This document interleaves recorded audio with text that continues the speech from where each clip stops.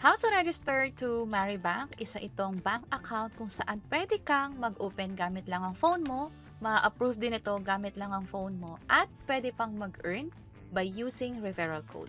Pag-usapan natin yung buong proseso.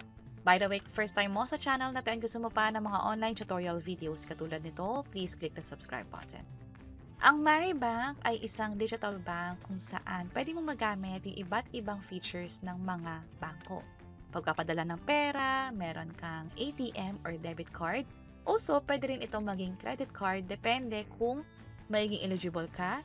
At ang maganda pa dyan ay pwede kang kumita o tumubo yung pera mo habang iniipon mo ito. Pwede rin mag-open ng time deposit at insured pa ito ng PDIC to 1 million peso. So clearly, isa itong bank account kung saan pwede mong i-open gamit lang ang phone mo. Pumunta sa Play Store or sa App Store or mag-download ng Maribank app. Pwede mo kaagad makita ito katulad na lang ng nakikita natin dito. Pero kung hindi naman, punta lang kayo sa search, type nyo lang yung Maribank at magpapakita na siya, Maribank PH. Install nyo lang yan at hintayin nyong matapos yung pag-install. Tap nyo yung open at pwede nga kayong makakuha ng bonus sa pag-sign up. Also, may mga cashback din ito, free transfer, ito yung pinakamadalas ko nagagamit, at pwede pang makakuha ng libreng debit card kapag nagamit ito sa mga transaction nang hindi bababa sa 5 beses. So for this video, ang gagawin natin is magka-sign up tayo. Kapag may nakikita kayong access to device location, sa akin don't allow lang muna. Ito rin don't allow. Pero kung nagkakaroon kayo ng problema, halimbawa, by the time na ginagawa nyo na to is nire-require na talaga, try nyo yung only this time. For notification, hindi naman to required, so don't allow na lang. Pwede kayong mag-sign up kung meron na kayong Shopee account. Pero kung gusto nyo yung sa cellphone number, pwede rin naman. So sa akin, ang gagawin ko, cellphone number na lang. Meron na din akong Shopee account, pero mas gusto ko ay yung cellphone number. So click natin yan, and then i-enter ko dito yung phone number. Referral code, importante na maglagay kayo ng code dito. Although optional yung nakalagay, ibig sabihin hindi required. Pero para makakuha ng referral bonus, kailangan nyo maglagay ng code. Kung wala pa kayong code, pwede nyo gamitin yung VI811122. Kapag nagamit nyo ito, dapat makita nyo yung confirmation katulad nito. At may reminder na paano ka nga ba kikita or paano makukuha yung bonus. Sa ngayon, pwedeng 150 pesos yung pwede nyo makuha. Pero dapat after nyo mag-sign up at gumamit ng code, magdeposito kayo ng 1,000 pesos. At i-keep lang to or wag i-withdraw ng at least 3 days para makakuha nga ng bonus. Ngayon, kung sakaling pinapanood nyo to after few months, baka magbago na, like baka nag-iba yung amount, nag-iba yung days. But definitely, sundin nyo lang yung mga requirements para makakuha nga kayo ng bonus. Again, ang code ay VI811122. I-check itong terms of service, tap next, and na-confirm na nga. This time, i-enter natin yung code na ipapadala sa phone. Ito yung code na yon, 489732. I-enter dito. Just in case na natagalan kayo sa pag-enter ng code or ma-receive itong text ng Maribank, i-tap nyo lang tong resend para makakuha ng panibagong code at i-enter ang code dito. After ng code, password naman, 2 beses i-enter, dapat mag-match. Makakatulong kung itatap nyo tong eye icon para makita nyo yung tinatype nyo. Kapag nag-check itong dalawang to, ibig sabihin na sunod natin yung mga instruction. 8 to 16 characters, may letters at numbers. Tap next. I-activate ko yung biometric para next time kung gusto ko mag-login, gamit na lang yung fingerprint ko at hindi ko na kailangan i-enter lagi yung password. Pero nasa sa inyo yan, kung ayaw nyo yung biometrics or walang biometrics or fingerprints yung phone niyo, tap nyo yung later. Sa akin, activate ko to, i-tap ko yung thumb mark ko rito or yung fingerprint ko, at na-accept na siya. From here, gagamit na tayo ng ID at selfie na din. Since digital ito, kailangan talaga ng selfie at magbigay ng ID. Ang recommended nila ay yung pinakamabibilis ay yung national ID, yung papel na nakaprint, pwede pa rin yung tinatanggap, UMID, postal ID at driver's license. Para sa ibang ID, tinatanggap din nila yung passport at SSS ID.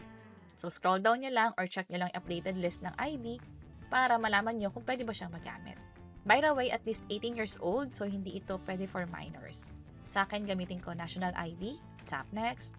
Ito yung mga reminders, hindi pwedeng Xerox, dapat original ID, dapat malinaw pagkakakuha, dapat buo or walang nakaharang sa ID. Start scanning tayo. Sundin ko lang yung instruction, dapat makuha ko ng malinaw yung ID. For this case, yung harap ng ID ang kukunan, tap confirm. Yung likod naman, tap confirm. Kung makapansin ninyo kung ano man yung mga details na nasa ID, katulad ng complete name, siyang malalagay agad dito automatically. May mga ibang information na kailangan i-provide like yung birthday, so ilagay nyo na lang din yon and then tap next. Additional details kung saan pinanganak, saan nagtatrabaho, anong trabaho, anong industry at company name. Optional lang to, so hindi nyo na kailangan lagyan ng info. Scroll down lang hanggang sa makompleto nyo lahat ng info, tap next. Additional details, ano yung monthly income, allowance, at iba pa. Ang isa sa mga hindi dapat makalimutan is itong green card holder ka ba, especially kung meron ka bang address or citizen ka ba ng US. Residential address sa akin, kung ano yung nasa ID, yun na lang din yung i-recognize dito. And then email address, dapat nakaka-receive kayo ng email mula dito, ibig sabihin active at na-open ito. Kapag kumpleto na lahat, tap next. I-check itong I have read and agreed para makapag-proceed sa next step. I-enter dito yung 6-digit PIN. Para saan tong PIN?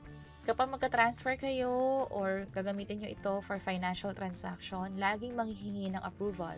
Para ma-approve, kailangan i-enter yung PIN na ilalagay nyo dito. So, dapat hindi nyo makalimutan yung PIN. At, nga pala, may mga security measure na ina-apply yung Maribank. Halimbawa, ang in-enter nyong PIN ay puro 111 or 222. Hindi niya i-allow yan.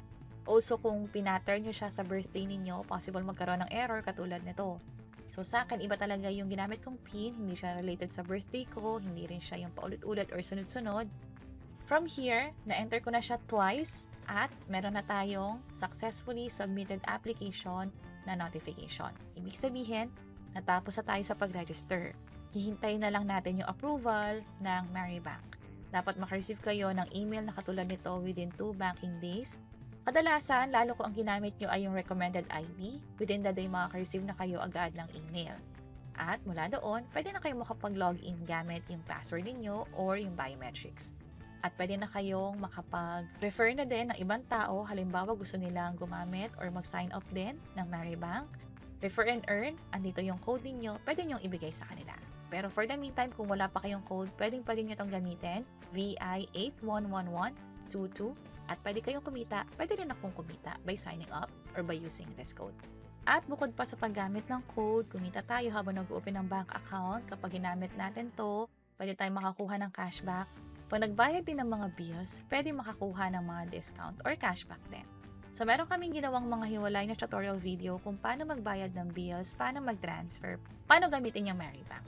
Pwede nyo i-check yung page or channel namin. Sana makatulong and see you sa mga next videos. Bye-bye!